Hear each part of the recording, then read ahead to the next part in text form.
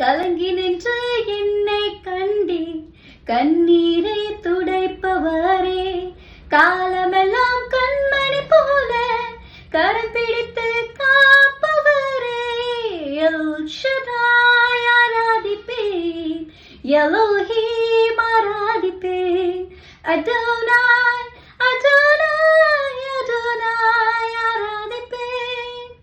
ஆமாங்க, இந்த பாட்டுல சொல்லப்பட்டபடி காலமெல்லாம் அவர் உங்களை கண்மணி போல பாதுகாக்கிறவரா இருக்கிறார்.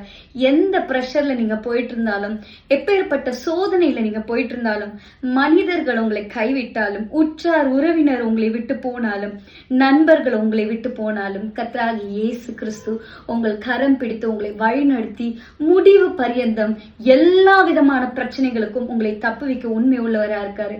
நீங்க விசுவாசிக்கும் பொழுது நிச்சயம் தேவனுடைய மகிமையை பார்ப்பீர்கள்.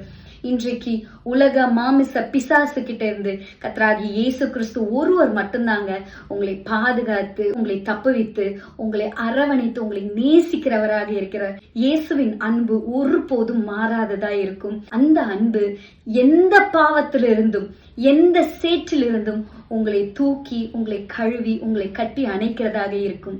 உலகம் கொடுக்க முடியாத சமாதானத்தை அந்த அன்பு தரும். கலங்கி நிற்கிற உங்களை பார்த்து கர்த்தராகிய இயேசு கிறிஸ்து சொல்கிறார், உனக்காக நான் இருக்கேன், உன்னை நேசிக்க நான் இருக்கேன், உனக்காகவே மரித்த நான் இருக்கேன், என்கிட்ட வந்தா மட்டும் போதும், நான் உன்னை பார்த்துக்குவேன் அப்படின்றாரு. உங்க இருதயத்தை அவருக்கு கொடுக்க நீங்க ரெடியா இருக்கீங்களா? God bless you.